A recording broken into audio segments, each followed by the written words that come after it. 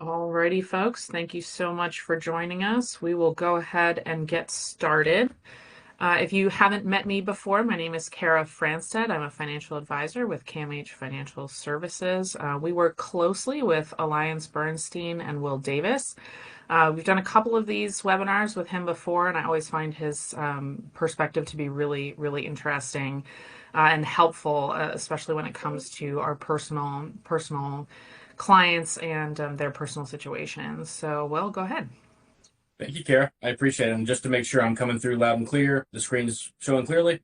Yep, looks good. Awesome. Easy enough. Well, as Kara said, my name is Will Davis. I'm a vice president and regional manager with Alliance Bernstein. I have the privilege of covering financial advisors across Washington, D.C., Maryland, Delaware, and Eastern Pennsylvania.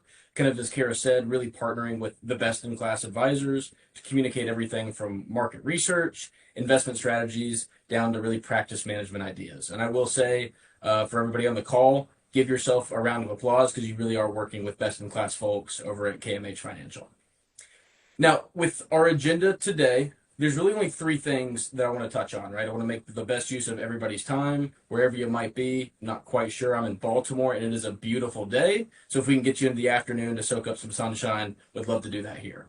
But before we get there, the three things that I really want to cover are let's wind back about 6 months, start at the beginning of the year, and really dive into some of the expectations that we had for 2026. The second lens that we're going to look through this year on, and it's kind of point number two, is how have kind of those expectations changed since the Middle East conflict broke out, right? We've seen a kind of meaningful change to expectations since late February, early March. I want to make sure that we, one, preface what did we expect first, and how did those expectations change once the conflict arose. And then finally, to round out the time and kind of provide a silver lining to the content today, I really want to get into how are we seeing ideas play out in portfolios that help folks navigate the volatility that we've seen. And if my slide advances here. So to really kick us off, going back to, I think, December of last year, January of this year, we were pretty optimistic on the year as a whole, or on 2026 as a whole. As you can see on the slide, and I promise this is going to be one of the few slides that I actually read from today because it paints it, I think, fairly clearly. We thought the base case was for continued economic expansion, right? Continued economic growth. Part of that is because the Federal Reserve, the folks who control our money supply, control interest rates, were reducing interest rates. They were making it cheaper for folks to borrow.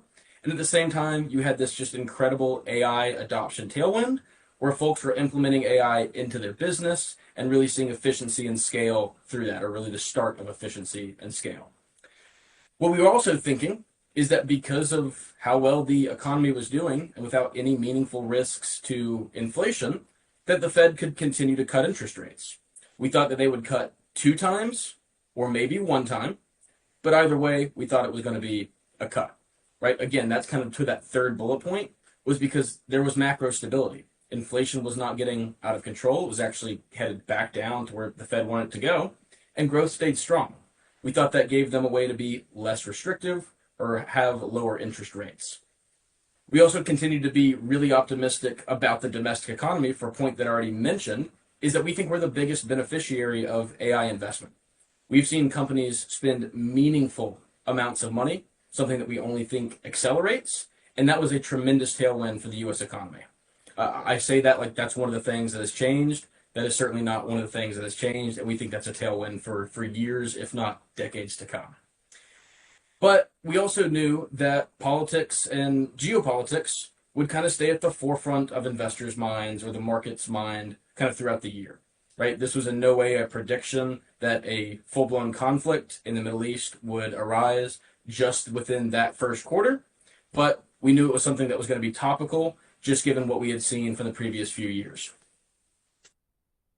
So when we think about kind of what the backdrop looked like and what the expectations were for this year, what you'll see is these arrows that we have on, I like to call them the mile per hour scale, or kind of the seesaw scale.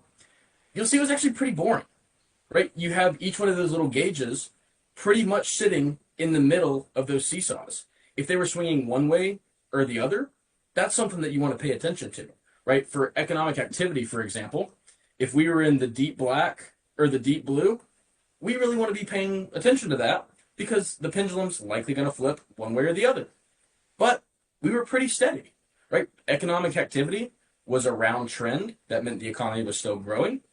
Monetary policy was in that neutral level. That's really just interest rates and them not being too high or too low.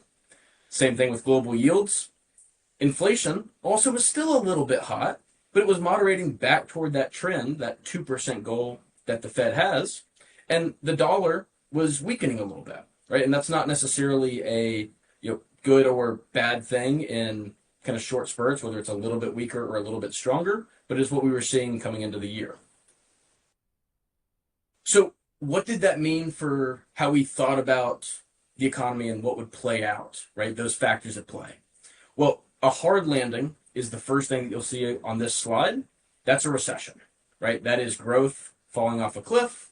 That is inflation heating back up. That is the labor market getting weaker and folks losing their jobs. We did not think that that would be the case at all. We continue to not think that, but we only assigned a 5% probability to that, right? Very, very low odds. What we really thought was going to happen are kind of those two middle boxes because we look at them, kind of almost the same. A soft landing, which if you watch CNBC, if you watch Bloomberg, that is a term that you are probably very familiar with over the last couple of years, or rebalancing, right? Again, I look at them as kind of the same thing because they are essentially growth maybe weakens a little bit, but it's not a concern. Maybe the inflation market weakens a little bit, but it's not a concern. And inflation stays steady throughout that, right? It's getting the economy back on course with having a big swing, without having a big swing one way or the other. We also, though, put probability behind the reacceleration. Again, given that tremendous AI tailwind that I mentioned just a few slides back, we continue to think that that's a really strong catalyst for growth going forward. We didn't know how quickly that it would play out, but just given how fast technology and innovation moves today, it wasn't out of the question that we could see stronger economic growth, a stronger labor market, and hopefully inflation maybe picking up a little bit, but not too strong, right? The Fed could probably stay neutral in that circumstance. Maybe they hike rates once. Either way, we didn't think that that would be a bad thing given the tremendous growth that would come with that. And just to put some more numbers kind of behind what those forecasts were to paint out kind of that base case of a soft landing or a rebalancing, we expected growth to pick up a little bit. You're looking at 2026 expectations that we had both at the start of 2025 and the start of 2026. You see that we saw growth going from about 1.75% up to about 2.25%, right? Not incredible improvement, but improvement, and something that we want to know. We also saw inflation making a meaningful move lower. We had expectations in kind of beginning of 2025 that it'd probably still be 3-ish%. But as we got closer to the actual start of 2026, we had expectations that that moved lower, closer to 2.5, right? Again, not the Fed's 2% goal, but directionally moving in the right rate or the right way. That policy rate, that's the federal funds rate. Again, if you watch CNBC, if you watch Bloomberg for the last couple of years, that has been something that they have been fixed on, it seems, in almost every single segment in every single day. We thought that the Fed could cut 2 times. That was really our case. Going 25 basis points once, 25 basis points a second time. That gets us 50 basis points lower on the Fed funds rate, and that's exactly what our expectation was. And then the 10-year Treasury, because we saw growth staying fairly stable, because we saw inflation staying fairly stable, we thought the 10-year Treasury could look pretty stable, right around 4%, right? The scale on that 10-year Treasury is a little bit tighter than the rest of them. So while that bar drop-off looks like a big move, that is only 0.15% of a change, right? A very kind of modest or muted change in what we actually thought yields would be. So that's really what we thought about for, call it the first 2.5, 3 months of the year. But then the Middle East conflict arose, right? We all knew, or we all have seen the many, many headlines that have come out around that have been really hitting our phones, our emails, whatever way that we consume media since really mid-second quarter. And that brought change to how we viewed markets, to how participants in the markets viewed them. But really, what was the basis of that change? Well, when we think about conflicts that arise, there's always a transmission mechanism or that makes the economy feel some of that pain, right? If it is going to relate to us. In this case, it certainly did because we know a tremendous amount of oil supply comes through the Strait of Hormuz. Again, I like to joke that every single time something like this happens, everybody wants to become a Strait of Hormuz expert overnight.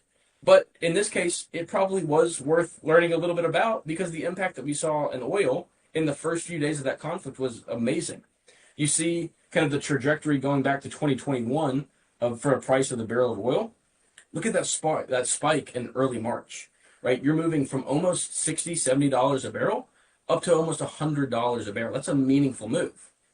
That, in and of itself, is what we saw causing higher inflation. Again, we started the year thinking inflation would moderate lower, but when the conflict broke out, because oil prices spiked up, and if you've seen the show Landman, you know that oil is in about every single thing that we use day in and day out. Those higher prices are going to translate into higher prices that we pay. We certainly saw that at the pump, right? I drive somewhere between 400 to 600 miles a week for my job. I certainly felt $4.50 a gallon being much more painful than $3.50 a gallon. Although we have gotten some reprieve, I filled up for $3.70 yesterday a gallon, and that was the best thing that I had seen in 2 months. But the reality is that that creates a little bit stickier of inflation, right? Those prices shoot up. Companies adjust their prices to the inputs that they're getting where they need to use oil, and those prices are not quick to come back down. That puts upward pressure on inflation, and that's really the biggest change that we saw to the mandate was inflation moving directionally lower to maybe staying a little bit higher through the end of this year. And at the same time, you saw what we call safe haven assets or safer assets respond in a way that indicated the market saw that as risky, right? Inflation sticking around. You saw the dollar start to reaccelerate. You saw interest rates move a little bit lower, actually, in terms of real yield, which all I will say and all you need to know about real yield is that's paying you roughly for the growth of the economy. So if real yields go down, it means growth expectations are going down as well.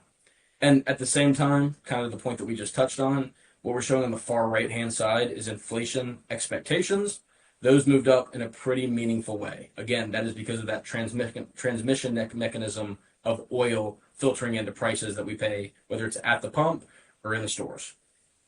So the summary I want to make on this slide, what was the impact? Slightly lower growth, slightly higher inflation, but nothing that was an immediate cause for concern, right? It's not that pendulum swinging all the way to the left or all the way to the right, but it's not staying in that kind of center column where we saw it just a few slides back. You also saw risk assets in the time that this was going on really react in the way that you would think.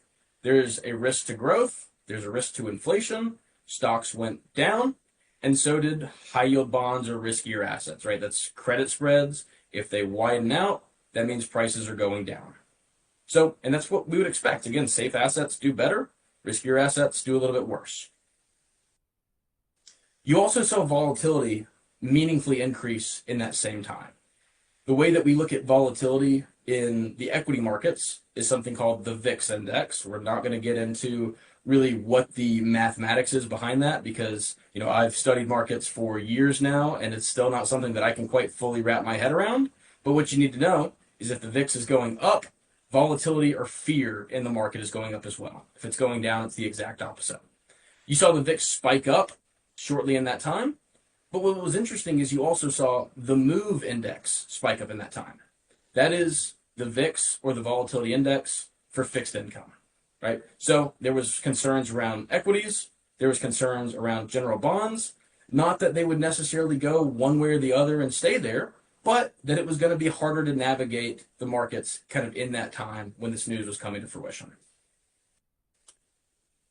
And to really hammer that point home, you saw everything kind of in those immediate emotional reaction days, right as the conflict got going, take a breath and actually move a little bit lower. But this is where we think diversification continues to be a benefit over the long run, because when everything did sell off, some stuff sold off a lot more than others.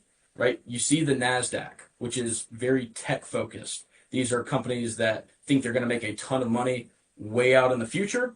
They took the brunt of the sell.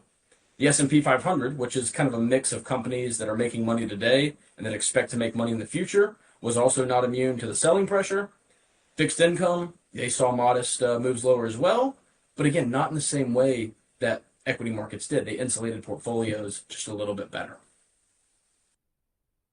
So, with kind of that preview of what we thought going into 2026 and how that changed at the margin once the Middle East conflict arose, what are some ideas that we were talking about with clients or thinking about implementing to help navigate some of that volatility? And I want to make very clear right now, because we have gotten some headlines in the last couple of days that could hint toward the current conflict being over, but it's certainly not going to be the last spurt of volatility that we ever seen, right? While these vol management ideas were very helpful in the most recent conflict, we also think that they're helpful, allocations to have as you go forward and navigate volatility in the future. Again, if you remember from the start, 2026, we thought geopolitics and politics would stay top of mind.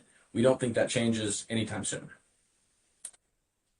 So when we think about how do we manage volatility, well, what we show, and this is kind of more academic, is what we call a frontier curve. What this is showing is for a level of risk, what return can I expect to earn? If you take on more risk, you'd expect to get more return. But there's also ways where if I'm building a portfolio, I can get more return for the same amount of risk, right? It's a much more efficient portfolio if I can do more with less. How do you do more with less? Well, if we start on the equity side, one of the ways that we think about it is allocating toward quality factors. Quality factors are just hallmarks of companies that are, one, making money, and then two, returning that money to either shareholders or reinvesting it profitably in the business. What you saw coming into this year, because there was so much excitement around AI, which a lot of those companies aren't quite at the mature stage that we think they will be in the coming decade, weren't getting a whole lot of love. Those quality factors were selling off, but you see that definitive line, that kind of hard pivot in the middle of February, that only accelerated as we started to get more ingrained, see more headlines, see more news about the Middle East conflict. Those quality factors responded in a way that made a whole lot of sense to us, because as things started to get tougher, quality outperformed, right? We're showing three ratios here. It's the return on equity. How much money are you making for the equity in your company? The return on assets. How much money are you making for the assets that you own? And then the interest coverage. How well can you pay your debt? The companies that are really strong in those areas, again, saw that benefit as kind of concerns or uncertainty moved into markets. It's also not coincidence that we see these kind of same quality factors being what really helps companies adapt to the coming AI trade or the coming kind of AI wave of innovation that we'll see, right? This is not necessarily just a year by year or a year to date phenomenon. We think these quality factors are there to insulate businesses for years to come as they continue to navigate this current innovation cycle that, again, we think moves faster and faster from here. But outside of equities, because some folks are not going to be as allocated to equities as others are, what are some ideas that we could augment that on the fixed income side? Well, it's interesting because we talked about high yield bonds earlier and them selling off just a little bit when kind of uncertainty crept into markets. But what's interesting is that they've actually been pretty resilient in times where growth is moderate to a little bit slower, as we're showing on the right-hand side there. This is just showing high yield bonds in the blue versus the S&P 500 in the yellow. And what you'll see is we sit in these moderate growth environments, think 0 to roughly 2%. That's where our expectation is today.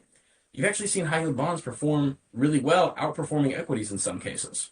When growth's a little bit stronger, equities tend to have the benefit. When growth's a little bit weaker, high yield bonds have the benefit. But from where we think we sit today, there's opportunities to find both and be able to insulate portfolios through either. What's interesting too, and this is one of my favorite things to show, is the left-hand side of the chart. What we're showing here is our quote-unquote crystal ball for capital markets, right? Nobody truly has a crystal ball, but one of the things that we found to be pretty close is the starting yield in high yield bonds. What we're showing in the blue is just that. What yield did you buy high yield bonds at?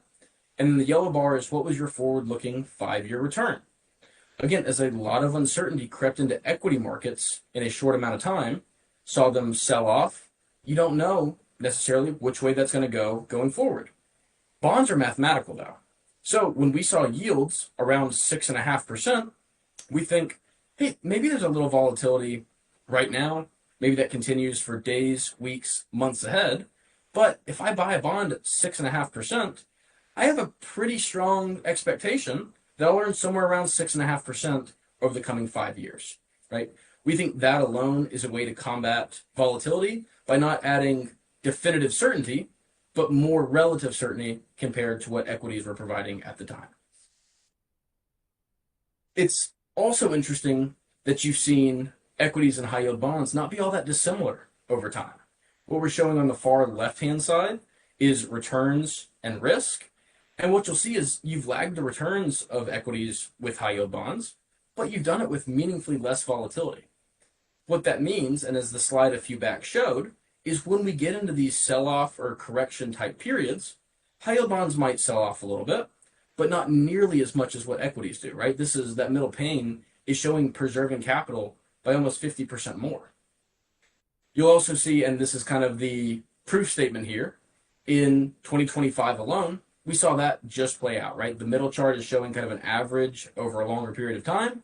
2025, though, was just last year. The story continues to be true. When equities re-rate, the S&P 500 goes lower, bonds can help insulate that side of the portfolio. Now, when you talk about high yield bonds, you can't not address the risks being defaults, right? We all know these are a little bit lower rated bonds. Maybe the companies aren't quite as strong. It doesn't mean that they are going to be doomy overnight, but it does mean it's something that we want to watch. What we've seen, though, is really constructive from the backdrop. High yield default rates, they've picked up a little bit, but they're certainly not concerning to us right now. They're still below trend. You've actually seen loan defaults be a little bit higher than high yield bonds, and that's exactly what we're showing on the right. So again, there's not free lunch in anything. Any opportunity is going to come with its risks, but from an idea of managing volatility, building in downside into the downside protection into the portfolio, what we're seeing from the high yield space really doesn't give us tremendous concern.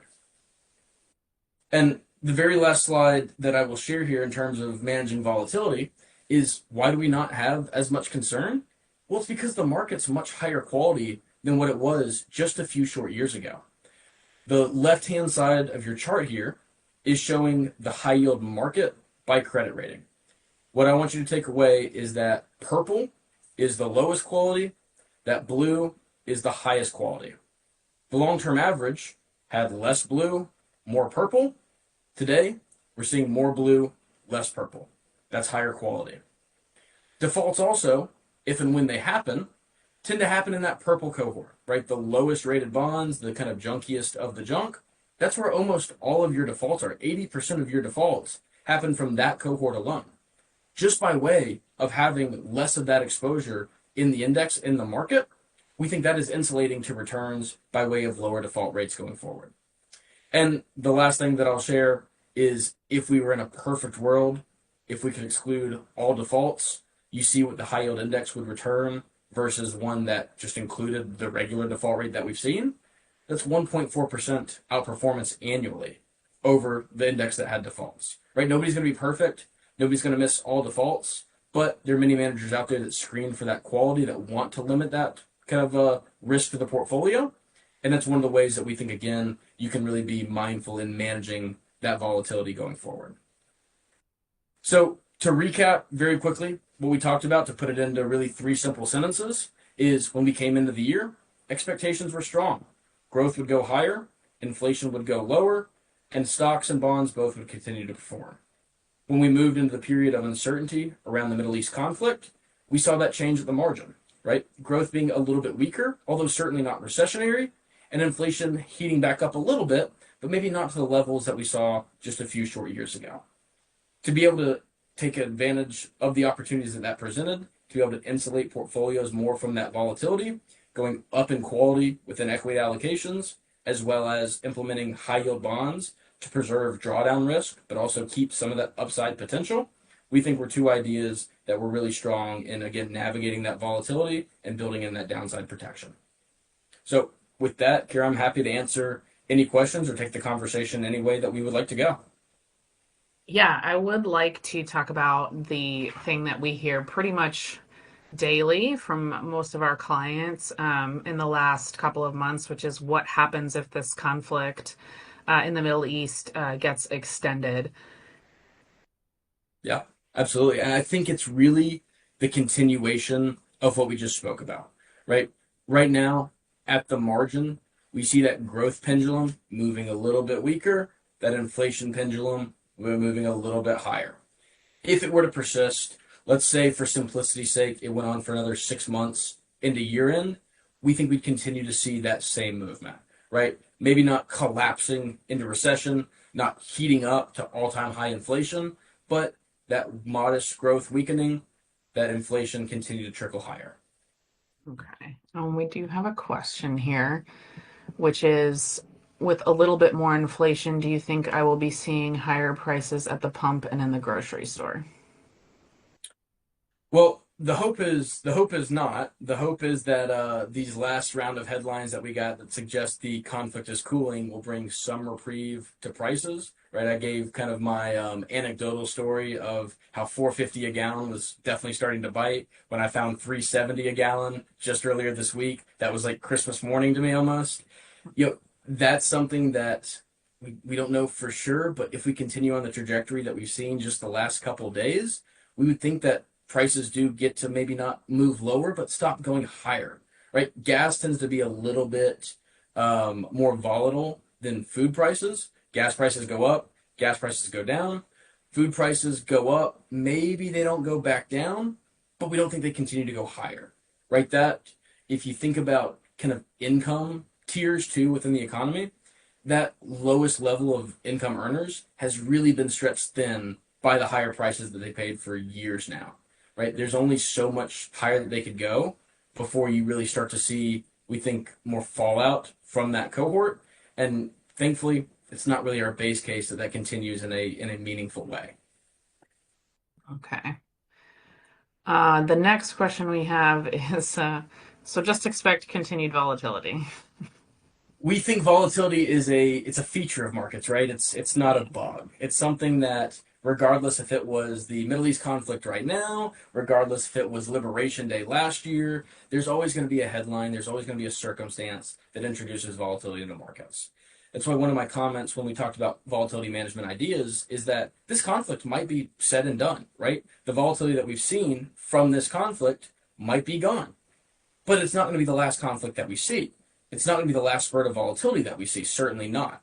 So, if we can think of ideas like what we discussed today, implementing into portfolios to build that downside protection in, to keep some of that upside protection, we think that gives you a better way to navigate volatility going forward. Right? It's always going to be there. It's how do we take advantage of it? How do we navigate it when it comes? All right. And then next one is any concerns about midterm elections? That question goes very well hand in hand with the last question that we just answered, right? I'm certainly not a political analyst. I'm certainly not a political commentator. But if we've seen anything from the political realm over the last, let's call it 2 or 3 election cycles, volatility is likely going to be a feature of this midterm election, right? We're not here to make a call on who's going to win the Senate, who's going to win the House, what are, governor races going to look like. But what we would expect is that kind of the political theater that we've seen doesn't dissipate at all, maybe even picks up a little bit, and that again, volatility is going to be certainly a part of that. Thank you very much. It does not look like we will have any more questions. I'll give everybody one more minute if you want to type fast, but otherwise, we'll let you get back to your lunch. Thank you so much for joining us. Always insightful, Will. Thank you very much. For those who have friends who wanted to see this or maybe missed it, we will be posting this on our site and sending it out via email as well. So don't worry, you can always rewatch. And thanks again, everybody. Thank you, Kara.